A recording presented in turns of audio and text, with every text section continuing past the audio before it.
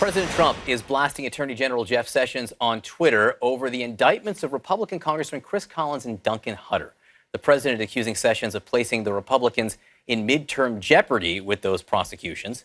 Joining me now is Republican Senator John Kennedy of Louisiana. He serves on the Senate Judiciary Committee and will be very busy over the next several days with the Brett Kavanaugh hearing. Before we get to that, Senator, let me ask you about the president's criticism of these investigations, of these charges, because as he puts it, 2 easy wins are now in doubt. Is that appropriate, Senator?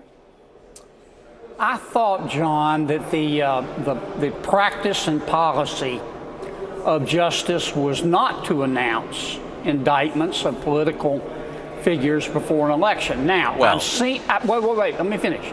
I've seen reporting indicating that that's not the case, that the timing is supposed to be irrelevant. What I think is important here is that justice, and I'm going to research it when I have time this morning, I just want to know that justice followed its policy. If justice followed its policy, I'm fine. The election is irrelevant to me as long as they followed its policy. Number two, most Americans think that members of Congress were born tired, raised lazy, and are corrupt. Now, that's not been my experience, but perception is important. What matters to me is the evidence with respect to these 2 congressmen. If they didn't do anything wrong, they shouldn't be punished. But if they did, they've got to be held accountable, and I think that's the important thing. That's for a court to decide. That's for a court to decide. That's absolutely for a court to decide. The court should not take into account which party they are in when deciding whether they're guilty or innocent. I can tell you what the Justice Department guidelines are, and these are not holy scripture. They're guidelines. It's 60 days, basically. 60 days. Both of these charges, or the charges in both of these cases, happen well before that 60-day window, and even then, there's a discussion about whether those are binding. So this happened before. So, well, then, if they followed policy, I'm fine with it. You're fine with the prosecutions. Are you fine with the president saying that the Justice Department should have laid off because they're Republicans? Well, the president's entitled to his opinion. Oh, come on, Senator. Let me finish. Well, John. but I just, you know what? You're plain spoken, and you call balls and strikes as much as any member I've seen. But in this case, you think it's okay that the president of the United States seems to suggest that justice should not be apolitical or impartial? Oh, I don't speak for the president. I mean, I think he's entitled to his own opinion, and maybe he thinks the policy ought to change. I don't know. I haven't talked to him about it. I just know that I think it's important to have a consistent policy. If justice followed that consistent policy, then I'm okay with it. Now, if they didn't follow the consistent policy, we've got a problem. I'm asking you, though, about your opinion of the president here in this case. And the Constitution, as we both know, gives you the power, the authority, and the responsibility, frankly, for oversight of the executive branch and these co-equal branches of government. And your answer to whether or not it's appropriate for the president to perhaps be prejudicing an investigation is he can say what he wants to say. I don't know the president's mind. That's it? That's it? Well, I as a member of the U.S. Senate, have oversight when the president nominates somebody to a position that has to be confirmed by the Senate. Now, I don't see it either in statute or Constitution that I have oversight of the president's tweets. And what I'm suggesting to you is the president obviously has an opinion. I don't know the basis for that opinion. I have an opinion. You know what they say about opinions, but my opinion is that as long as justice follows policy, I'm fine. I do think there's a larger issue here, though, John. I think we have learned in the past year and a half that there were, and perhaps still are, a small minority of people in the Justice Department and the FBI who tried, or at least their actions tried to influence the 2016 election. I have no knowledge, and neither do you, that Peter Strzok in this case is related in any way to the prosecution of Chris Collins or Duncan Hunter. Agreed. So that's a red herring here. No, I don't Senator. think so. It really is. And also, and I have to say, when you say you don't have oversight over the president's tweets, we all love the way that you speak and the turns of phrase that you use. But the White House says that the president's tweets are policy. You do have oversight over presidential policy. So, in fact, you do have oversight over the president's tweets if they are trying to affect policy, if they are trying to affect active investigations here. Full stop. I want to talk to you about the Supreme Court nomination of Brett Kavanaugh today. How fast can you read 42,000 pages? We will get a synopsis of them. I haven't read all 300 of his opinions, but I've read a bunch. I've read probably 80% of his law review articles. I'm going to do my job at the hearing today. Yeah. I'm going to answer him, ask him tough questions. He's whip smart. Mm-hmm. I concede he's smarter than me. He'll probably be able to handle my questions, but I'm going to ask him. I'm not looking for a hater. I don't want a hater. I don't want an ideologue. If you're an ideologue, go run for president or run for Congress.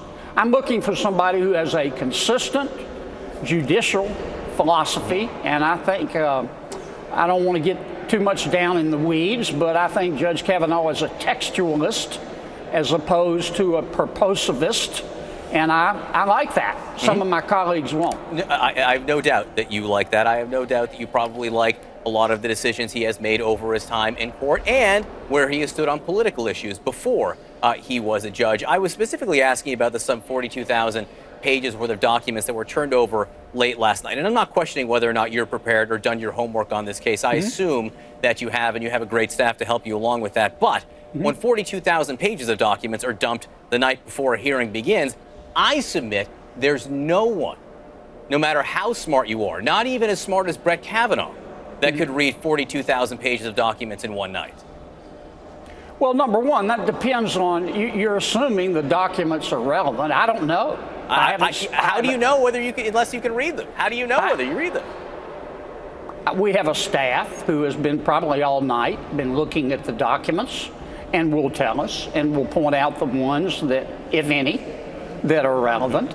That's point number one. Point number two, I'll tell you what I'm primarily interested in. Well, let me back up. The reason the documents are important, twofold. Number one, they tell you a little bit about the person being nominated. Now, for some of my colleagues, the purpose of the documents is to try to find a gotcha moment. They've made up their mind about Judge Kavanaugh. They made up their mind before the president even nominated anybody, but we knew he had a nomination that he was going to offer. That's fair, but if that's your opinion, if you predetermine the outcome, then I don't see how the documents are especially relevant. Well, and you mentioned the politics. You know, I think that's what is wrong with this process. The American people, and I'm not blaming them, I understand why, but and we sort of look at the United States Supreme Court now as a little Congress.